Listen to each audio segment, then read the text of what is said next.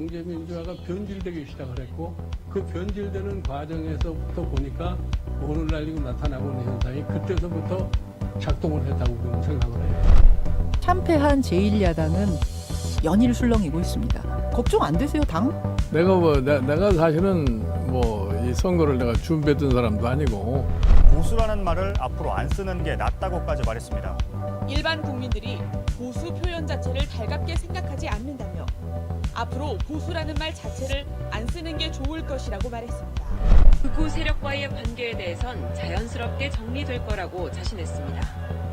그 관계는 이번 선거에서 명확하게 드러나는데 민경욱 의원이 부정선거 의혹 계속 얘기하고 있는데 그거에 대해서 좀 어떻게 대처하실 생각이세요? 글쎄요, 난 그거에 대해서는 별로 그렇게 신경을 쓰지 않기 때문에 부정선거 의혹 계속 제기하는 거 어떻게 생각하세요? 환상을 보고 있다고 생각을 합니다. 이것이 이 내용은 로이킴이라는 사람이 팔로우드 파티라는 걸 창조한 겁니다. 조작한 겁니다. 가서 과거와 같은 가치관에서 조금 떨어지는 일이 있다 할지라도 이것에 대해서 시비를 너무 걸지 마시고. 여러분 안녕하세요.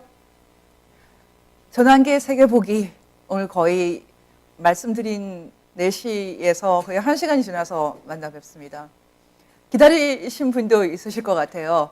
죄송하게 생각합니다. 요즘에 저희가 방송을 할 때마다 뭔가 알 수 없는 사고들이 나고 있어요. 그 내부적인 문제라면 저희가 워낙에 유튜브 방송을 위한 스튜디오를 갖고 있지 않아요. 저희는 법치와 자유민주연대의 활동에 어떤 그 홍보 수단으로서 VON 뉴스를 만들었기 때문에 저희가 좋은 스튜디오를 갖고 있지 않고 또 여러 가지 한계 속에 있기 때문에 저희가 좀 문제가 생길 수도 있고요. 아니면은 유튜브에서 뭔가 모종의 방해를 하고 있을 수도 있어요. 원인은 알 수 없는데 저희가 기본적으로 여러 가지 열악한 상황에 있어서 자꾸 이런 이제 문제가 생기는 것을 양해 바랍니다.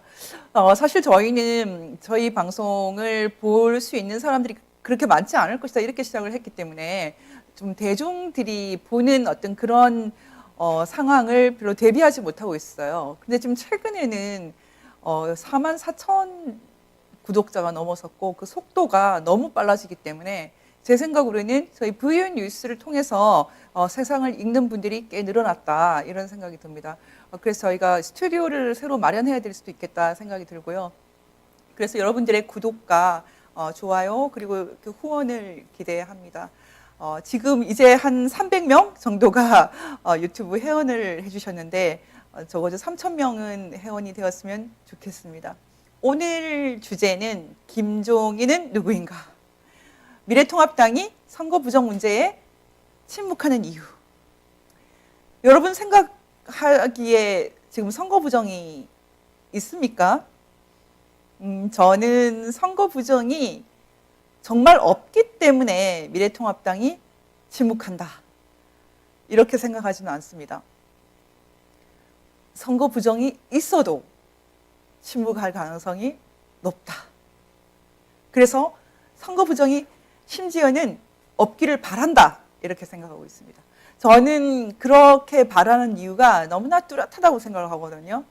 이것조차도 제가 깨맞춘 것이라고 생각할 수 있겠지만 저는 제 얘기를 이해하실 분들이 많이 있기 때문에 이 방송은 특별히 동지들을 위한 방송이 될 것 같습니다. 어떤 동지냐? 선거 부정이 있다라고 생각하는 분들을 위한 방송입니다. 최근에 저는 그 로이킴 사실 로이킴은 이분이 미국에서 이제 대학을 다녔기 때문에 그때부터 썼던 이름인 것 같아요. 그래서 사실은 이렇게 익명처럼 되어 있는데 이 로이킴이라는 이제 인물은 사실은 실명을 쓰시는 분이고요. 제가 너무 사람들이 이제 여러 가지 방식으로 괴롭히기 때문에 이 영어명을 쓰자고 제안을 했거든요. 로이킴이라고 읽겠습니다. 로이킴 씨를 요즘 옹호하거나 변호하는데 제가 시간을 많이 쓰고 있습니다. 여러 가지 악의적인 방식으로 너무나 많이 괴롭히고 있기 때문에 저는 이런 현상 자체가 지금 한국 사회에 만연해 있는 어떤 한 종류의 야만 현상이라고 생각합니다. 그래서 이 현상을 굉장히 문제시하고 또 이 현상을 어떤 방식으로든 저희가 좀 제어할 필요를 느껴서 성명을 냈습니다. 여러분이 제가 이제 법제자유민주연대 사무총장으로서 낸 이 성명을 한번 들어주시기 바랍니다. 오늘 저희가 먼저 로이킴 씨에 대한 부당한 인신 공격을 멈춰야 합니다. 이런 성명서를 읽고 방송을 시작하겠습니다. 부재는 위대한 보통 사람들이 거대 선거 부정에 맞서는 시대, 이렇게 되어 있습니다. 읽겠습니다. 미래통합당 하태경 의원은 지난 5월 31일 기자회견을 통해서 시민 로이킴 씨의 팔로우 더 파티가 사기극이다, 이런 극단적인 견해를 내놓았습니다. 북한의 노동신문, 우리민족끼리와 같은 매체도 자유롭게 읽을 수 있게 하자, 이렇게 주장을 해온 하태경 의원의 이와 같은 행동은 교양 있는 시민들의 대화의 규칙에서 한참 멀어진 것으로 봅니다. 말하자면 이렇게 해서 틀렸다, 오류다, 이렇게 말할 수는 있지만 거짓말이다, 사기다, 이런 것은 명예훼손입니다. 이런 명예훼손을 힘이 없는 시민이라고 해서 마구 해도 됩니까? 더구나 국회의원은 명백히 공인입니다. 공인은 발언의 책임이 더 크고요. 그리고 반대로 비판에 대해서는 더 허용을 크게 해야 됩니다. 그것이 바로 공인이기 때문에 감당해야 되는 숙명입니다. 그런데 권력을 갖고 있는 공인이 함부로 일개 시민에 대해서 이렇게 함부로 명예훼손을 한다? 저희는 심각한 문제라고 생각을 합니다. 우리는 더불어민주당이 아닌 미래통합당의 국회의원이 자당의 이익 편에 서 있는 한 시민에 대해서 이와 같은 공격적인 태도를 여과 없이 드러낸 것에 대해서 깊은 유감을 표합니다. 미래통합당은 약 200만 표 정도의 차이로 77석의 의석차를 냈습니다. 참패를 당했습니다. 200만 표 차이로 77석의 차이라는 것은 매우 예외적인 상황입니다. 대부분의 의석을 사전투표의 열세로 잃었다는 것인데요. 이 사실만으로도 의혹을 제기해 볼 만합니다. 그러나 참패한 야당으로서 막강한 권력을 갖고 있는 여당과 정권의 편에 서서 의혹을 제기하기는커녕 시민의 문제 제기 자체를 봉쇄하고 있는 실정입니다. 참으로 이해되지 않는 비극적인 상황이라고 생각합니다. 우리나라가 지금 야당을 잃었습니다. 선거 부정은 지금 현재 어떤 정황, 추측 또는 불확실한 통계, 이런 것으로 제기되고 있지 않습니다. 가령 부천 신중동의 경우 4.7초당 한 명이 투표를 한 것으로 통계가 나와 있는데요. 이것은 사실 가능한 일이 아닙니다. 그 밖에도 불법적인 전자기기를 사용하고 QR코드를 사용하고 문명구의 선거 관리 관례에서 도저히 선례가 없는 빵박스에 투표지를 넣어둔다거나, 이런 상황이 끝도 없이 일어나고 있는데도 불구하고 야당은 물론 법원, 검찰, 경찰, 언론, 시민단체 등 우리 사회를 지탱해온 제도권의 어떤 영역도 문제 해결에 나서지 않고 있습니다. 이러한 현상은 우리나라가 앞으로 문명국의 상태를 유지할 수 있을 것인가 라는 의구심마저 낳고 있습니다. 그럼에도 불구하고 보통의 시민들이 끝없이 문제 제기하고 몸소 움직이고 있는 것이 하나의 희망입니다. 법원도 검찰도 경찰도 형체조차 보이지 않는 것 같습니다. 이런 캄캄한 밤에도 이성과 지성, 양심이 빛나는 위대한 대한민국의 보통 사람들, 그들이 우리의 성취의 역사를 계속 써나가고 있습니다. 중국 공산당의 구호를 연상시키는 팔로우 더 파티를 통해 팔로우 더 파티를 선거 통계 속에서 찾아낸 로이킴 씨는 바로 이 보통 시민 중에 한 사람입니다. 그는 중앙선거관리위원회가 선거 후에 제시한 통계 자료에서 어떤 종류의 인위적 조작이 의심되는 패턴을 찾아낸 것입니다. 그는 자신의 이러한 작업이 고도의 전문성을 요구하는 것이 아니라 중고교 수학 범위 내에 있는 수준이라고 말했고, 한 달 이상 꾸준히 숫자들과 실험해서 발견한 것이라고 말했습니다. 그가 이러한 인위적인 패턴을 발견해 보려고 시도한 것만으로도 의미가 있습니다. 거기다가 그가 최근에 발견한 해크의 이스터 에그와 같은 지문의 진위 여부는 또 시간을 통해서 검증을 해야 할 것입니다. 그의 의견이나 가설이 합리적인 시민들의 어떤 반론에도 충분히 노출될 수 있고요. 합리적인 반론이라면 언제든지 로이킴 씨도 들어야 한다고 생각을 합니다. 그러나 지금 어떤 일이 일어나고 있습니까? 이러한 자유로운 의견 개진을 원천적으로 막는 인신공격이 난무하고 있습니다.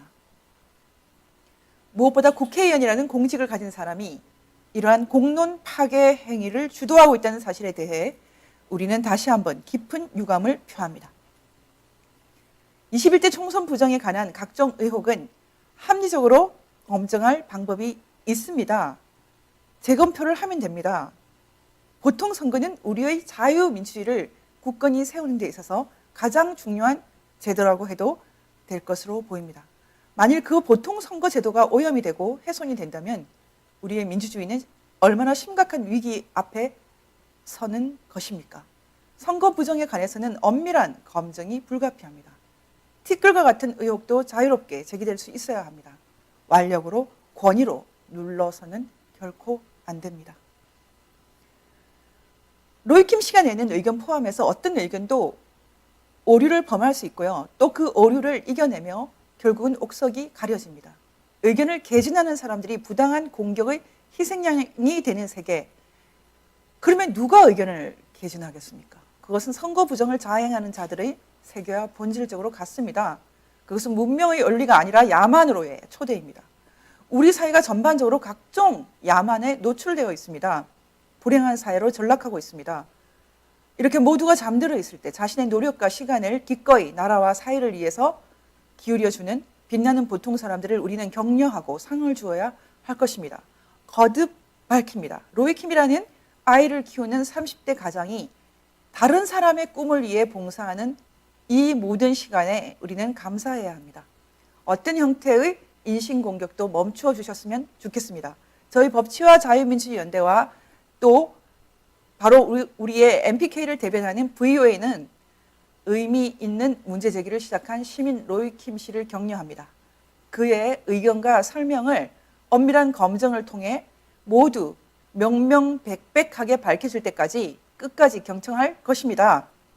우리가 이렇게 호응하는 것은 보통 사람들의 이성과 양심을 고양시키기 원하는 우리 단체의 설립 취지에 부합하는 일이기도 합니다. 법치와 자유민주주의 연대 드림. 이렇게 제가 오늘 성명서를 읽었습니다.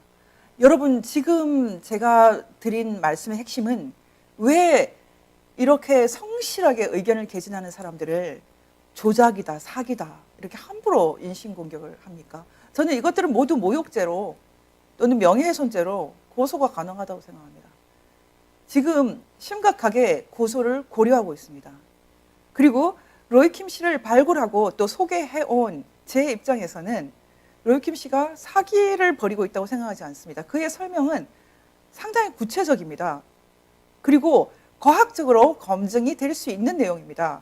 그래서 이번에 저희가 법치와 자유민주주의 연대의 기관지라고 할 수 있는 더 뉴 패러다임 MP에서 이분을 자세히 인터뷰했습니다. 여러분이 이 내용을 보시기 원하시면 이메일을 보내주셔도 괜찮고요. 저희에게 vonnewskorea@gmail.com으로 이메일을 보내주셔도 괜찮고요. 아니면 010-4040-1799로 신청을 해주셔도 괜찮습니다. 어쨌든 이 더 뉴 패러다임에서 우리가 보통 사람들이 보통 선거 지켜야 한다. 이렇게 헤드라인을 제시하고 로이킴 인터뷰를 내보냈습니다. 이 중에서 시간이 없기 때문에 다 소개는 못하고요.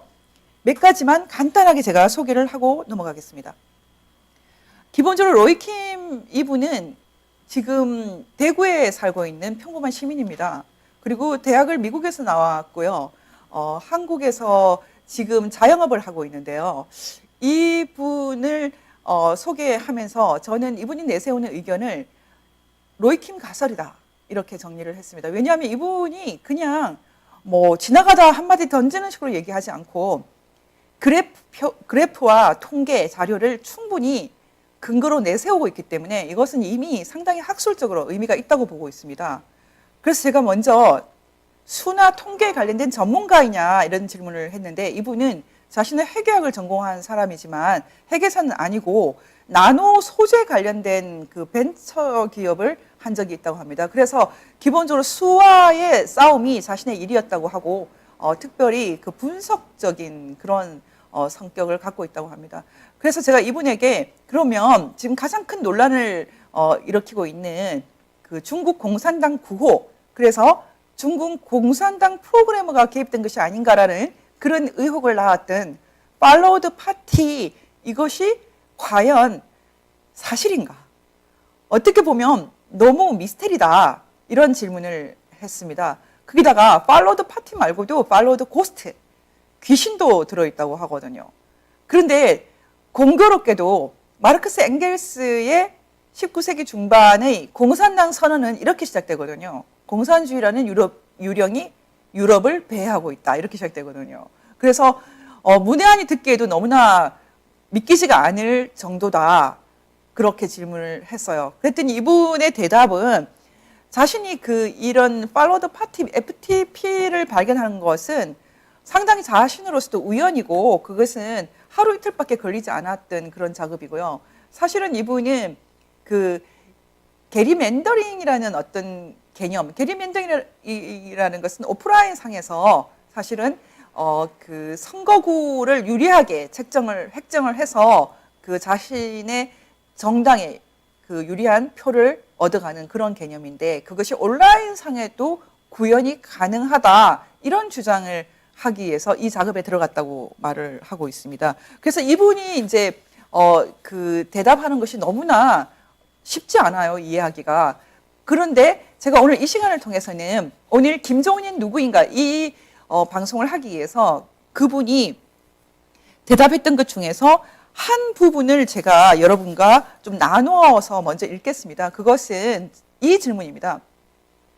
로이킴 씨가 그동안 했던 이 모든 그 연구나 발견을 통해서 봤을 때 지금 21대 총선에 그 선거 부정이 있었다는 것을 만약 자신한다면 구체적으로는 어떤 식으로 선거 조작을 했다고 보느냐, 이런 질문이었거든요. 근데 그때 이분이 이렇게 대답을 했는데 여러분도 한번 같이 그 MP 화면 속에서 봤으면 좋겠습니다. 제가 한번 읽어보겠습니다. 그 각종 선거 그 데이터를 보면 더불어민주당의 당일 득표율을 기반으로 모든 것이 연산이 됩니다. 지난 4월 15일 당일 투표와 사전 투표가 동시에 개표가 되었는데요. 특히 관내 사전 투표는 모든 선거가 개표되고 나서 참관인들이 휴식을 취한 후에 새벽녘에 주로 개표가 되었다고 들었습니다. 연산된 값들이 각 지역별로 최종적으로 결정되고 또 필요한 투표수만큼 더불어민주당으로 최종 배분이 되어 목표에 부합되었을 것으로 추정합니다. 요컨대 당일 개표가 먼저 되어서 한 후보가, 더불어민주당 후보가 50% 이상의 득표율을 미리 확보를 했다면 이때부터 얼마를 더 이동시킬 것인가, 이런 연산을 본격적으로 컴퓨터가 한다는 것입니다. 사전 투표지가 개표된 시점부터는 바로 이 연산된 값이 적용에 들어갔을 것으로 그렇게 보고 있습니다. 데이터의 이동 흐름을 보면 하나의 지역구 값이 그대로 유지되는 경우도 있지만 두서너 개 지역구들이 데이터 값을 주거나 받거나 하는 경우도 대부분입니다. 또 어느 시점이 되면 나머지 177개 지역구에 데이터가 계속 흘러 들어간 것을 확인할 수 있습니다. 이유를 생각해 보니 마지막 관내 투표가 개표되는 시점이 지역마다 달라서 일찍 개표되는 곳은 2개 내지 4개 지역으로 데이터가 끊어지고 있고 또 어느 시점부터는 모든 지역이 개표가 되어 계속적으로 데이터가 흘러 들어갈 수 있었던 것이 아닌가 추정을 해봅니다. 문제는 자신의 지역구 값을 그대로 받은 지역은 상관이 없지만 각 지역구마다 투표인이나 투표자 수가 다른 상황에서 비중값을 옮겨지다 보니 투표자 수가 지역에 맞지 않는 이상한 것이 생기기도 하고 유령표나 물리적으로 불가능한 투표율이 발생한 것도 생길 수 있습니다. 최근 크게 이슈가 되고 있는 부천 신중동의 경우 인구수 대비 너무 많은 투표자가 투표를 해서 4.7초당 한 명이 24시간 투표를 해야만 그 투표자 수에 도달할 수 있다. 이것은 바로 가도할 정도로 많은 데이터가 이동해서 현실적으로 불가능한 투표수가 된 것이 아닌가 합니다. 지금 여러분이 이렇게만 들어서는 정확하게 어떻게 되었는지 이해를 잘 못하실 텐데요. 제가 다음에 시간을 내서 이 로이킴의 게리맨더링 방식에 대해서 좀 자세히 한번 설명을 해드리겠습니다. 그런데 지금 이 로이킴 씨가 말하는 이런 그 게리맨더링 방식과 또 이것을 통해서 발견한 팔로우드 파티라는 프로그래머, 해커의 이스터 에그라는 것은 아무리 말을 해도 입증이 잘 되지 않습니다. 이것은 일단 개표를 해봐야지 드러납니다. 개표를 해서 물론 이미 뭐 표들을 집어넣거나 해서 숫자를 맞춰놓을 수 있지만 완전 범죄는 쉽지 않거든요. 말하자면 만약에 조작된 표라면 그것도 검찰 수사를 통해서 입증을 할 수가 있죠. 얕은 실물과 대조를 해야지 이 이론이 입증이 되게 되어 있는데, 이 가설이 입증이 되게 되어 있는데, 제가 간단하게 얘기한다면 가장 중요한 것은, 로이킴 가설에서 가장 중요한 것은 기본적으로 빅데이터가 있었다는 것입니다. 빅데이터를 통해서 선거가 어떻게 진행될 것인지 기본적인 큰 틀에서의 이해가 있어야 된다는 것입니다. 그래서 만약에 180석 정도를 목표로 한다. 그런데 현재로서는 이대로 가면 140석이 될 것 같다. 그러면 이것을 어떤 방식으로 이동을 시키면 목표에 도달하겠다. 이런 계획이 처음부터 있어야 된다는 것입니다. 그리고 이것은 충분히 빅데이터 분석을 통해서 계산이 나온다는 것입니다. 실제로 이건형 더불어민주당 전략기획위원장인가요? 그분이 자신의 페이스북을 통해서 180석을 정확하게 빅데이터를 통해서 계산을 해냈다라고 말한 적이 있거든요. 말하자면 기본적으로 이런 계획이 있어야 하고, 그리고 이 계획에 도달하기 위해서 필요한 표들이 있다면 미리 준비되었을 수도 있다. 그리고 구체적으로는 개표에 들어가고 나서 이렇게 구체적으로 컴퓨터가 연산을 해 나가면서 최종 값을 정하게 된다라는 것입니다. 그런데 지금 이 로이킴 씨의 가설에 장점이 있다면 지금까지 있었던 거의 모든 부정의 의혹이 이 가설에 적용하면 전부 다 이해가 된다는 것입니다. 부천 신중동에서 왜 그렇게 과도하게 많은 표가 나왔는지, 또는 부여에서 왜 사전을 먼저 열었을 때 그런 표값이 이동했는지, 그리고 선거 그 투표지가 왜 이렇게 붙어 있거나, 아니면은 그 조작 또는 그 표를 미리 어떤 방식으로든 넣어둘 수 있는 그런 종류의 그 투표함 박스라든지, 지금까지 우리가 의혹을 제기했던 거의 모든 것이 다 이해가 된다는 것입니다. 말하자면 이 로이킴 가설은 미리 준비가 되어 있기 때문에 표들을 어느 정도 계속 맞춰 나가고 최종 숫자는 관외 투표함을 열어서 맞추는데, 이 기본 이 과정들은 설계가 되어 있다라는 것이 핵심이거든요. 저는 이것이 너무 어떻게 보면 어떻게 가능할까 이런 생각이 들기 때문에 많은 분들이 믿지를 않는데, 이런 것들이 수식을 통해서 밝혀지고 있다는 것은 이 모든 선거 부정의 그런 혐의들을 말하자면 이 진주가 있으면 깨워주는 역할. 저는 로이킴 가설은 이 모든 의혹을 한 줄로 깨워주는 그 진주 안에 들어있는 그 실과 같은 역할을 하고 있다고 생각을 하거든요. 근데 사람들이 자세히 들여보지도 않고 너무 황당하다, 이런 반응을 내보내고 있습니다. 저는 이런 반응을 내보내는 분들이 황당하거든요.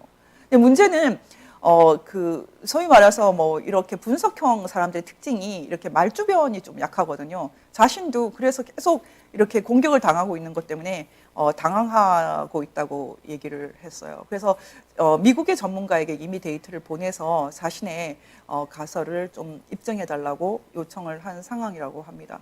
여러분들이 좀 마음을 열고 한번 자세히 얘기를 들어보고 앞으로도 질문이 있으면 계속 영상을 통해서 알려준다고 합니다. 이분은 아침에 일찍 일어나서 밤늦게까지 혼자 주로 일하는 그런 자영업자입니다.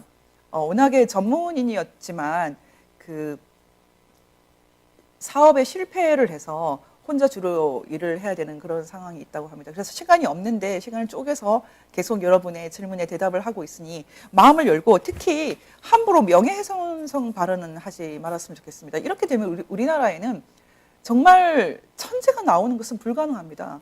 문제 제기를 할 사람이 없습니다. 거의 뭐 사람을 이렇게 좀 이해가 안 된다고 해서 그렇게 조리돌림을 하는 그런 것은 공산주의와 똑같습니다. 지금 좌나 우나 심각한 야만에 노출되어 있다고 생각을 하거든요.